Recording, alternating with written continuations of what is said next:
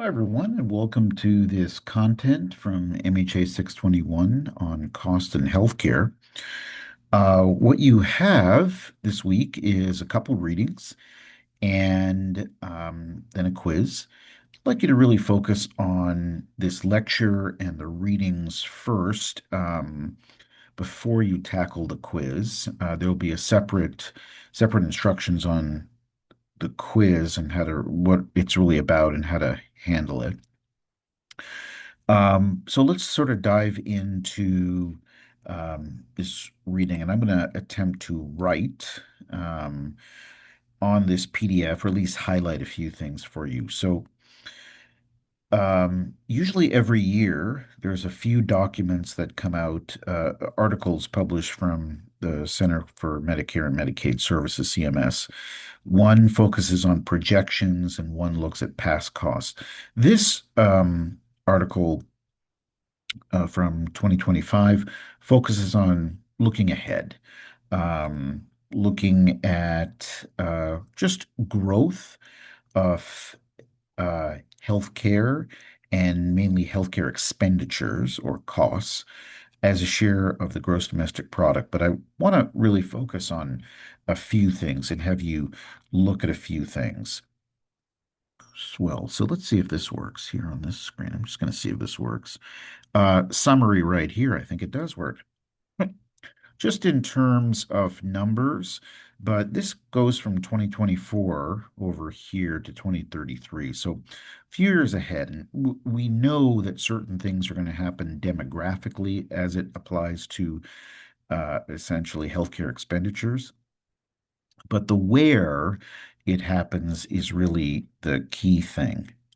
So here on Exhibit 1, and I'm going to go all the way. Obviously, we're not at 2033 yet, but I like the way it sort of projects ahead, just given trends that we already know, past expenses and utilization data, demographics, where things are in the healthcare system.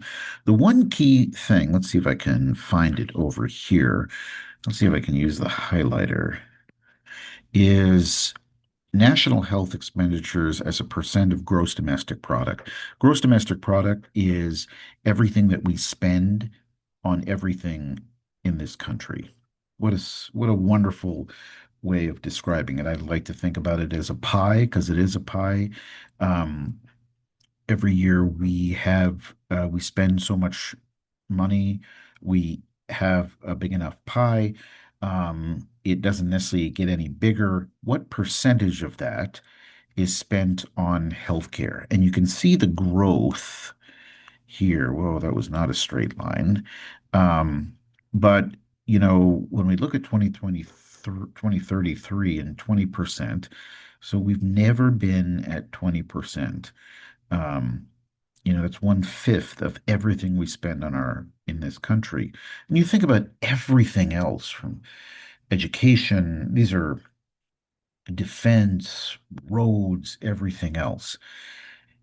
Now that is for historically, because we're talking way, way back in the 90s, the numbers were 9, 10, 11%. And now we are projecting to be double that.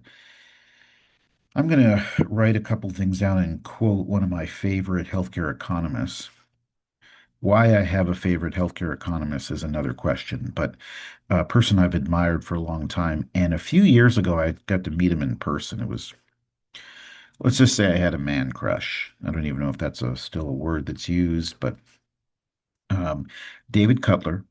And he has a very simple question. And the question is, does this really matter? Does it matter in terms of how much money we're spending on healthcare? Let's go a little further down um, and talk about it. But if we look at, as example, our population of our country, certainly growing um, based on now we're growing much more from immigration than actual naturalized births. Um, but that growing population is aging. We know that. If we go a little bit further down, to Exhibit 2, we can see where these current and proposed expenditures are. This is the slide that I'd really like to focus on. As we think about the costs in healthcare, we know, of course, it's divided into these buckets over here, right? And if we look at the first one, just in terms of insurance, and just three big groupings, private, Medicare, and Medicaid, we can see where that projected growth is. Phenomenal, phenomenal. I'm going back to this. As we look ahead to 2033, if you look at the trends, we can see from 2027, let's just say 2025, 2027, and look at that number in 2033.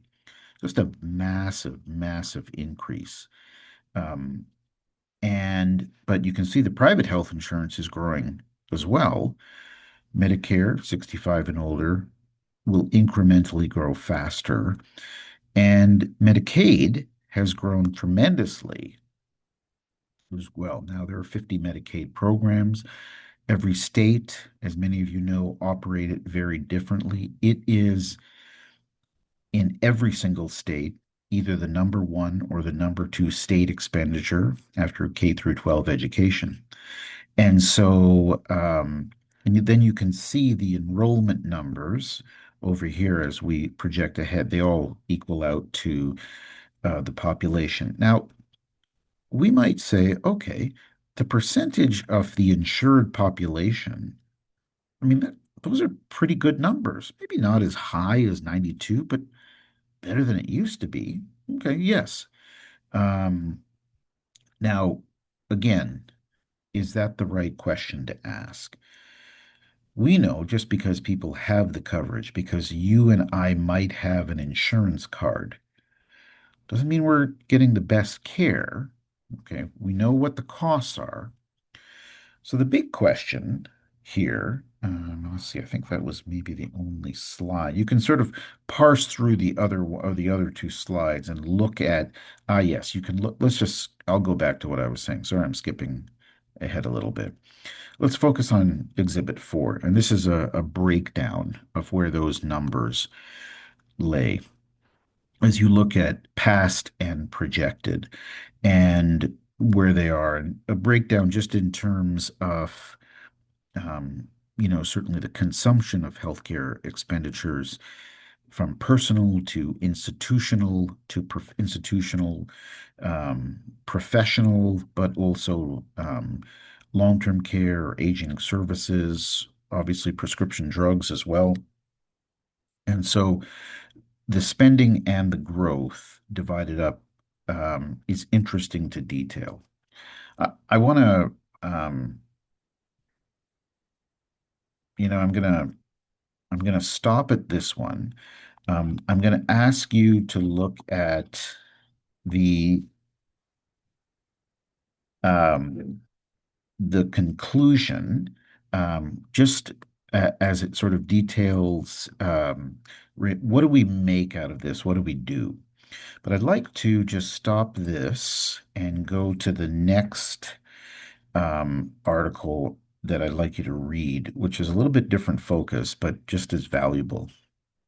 Okay, my second favorite economist is David Dranoff, and in 2025, he wrote a great piece, a personal piece, focusing on, I guess I don't have my pen here. What happens when you have your own health issue? He details this almost chronologically. And it is really fascinating when someone who understands sort of a deep macro level expenditures of healthcare goes through it as a consumer or as a patient. Let's see, I gotta write this down somehow. Okay. So I'm gonna ask you to look at this because it's a very personal example. And of course I can't write now. Sorry about that. But the key thing okay, so I'm going to try and write this down here, that Dranoff and Cutler talk about is, does it really matter how much we spend, what our costs are, if we get incremental or same value. Now, you and I understand this pretty well. We are consumers in the rest of our lives. You are hoping to get good educational value for what you or somebody is paying for your MHA degree or your courses. And you make the judgment. Maybe that judgment is not realized until later when you get that super promotion. Thank you. But we also do it in our day-to-day shopping. But we can see it, we can taste it with the food that we purchase or consume. What do we mean value in healthcare? Is it the outcomes? Is it the fact that, as Dranoff says over here, um, oops, well, this is sort of weird here. The best that a public forum can do is tell us whether our doctor is nice or not. Um, we're going to explore some of that, especially on social media and the power of social media when people out clinicians and say, I had a terrible experience with this or that, and therefore don't do it again, and other people weigh in. What value are we seeking?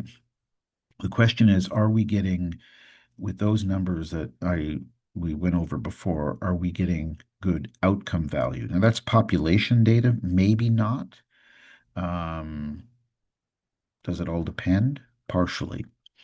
So the cost issue in healthcare, I would argue, needs to be exampled, explain in terms of what value individually, as a community, as a nation, are we getting at it? Equated to, think about the value that you and I get. That might be short term or long term. Now, for some things, we need short term value experience. If you're sick or you have some sort of accident, we want immediate value. And oftentimes that comes. The medication helps or the outpatient surgery. But other things might not have as incremental a value. So I'm going to stop right there. Please really spend some time looking at this article here from Narrative Matters. It's excellent. And take some time with the quiz, folks. All right. Let me know if you have any questions. Thanks very much. Bye.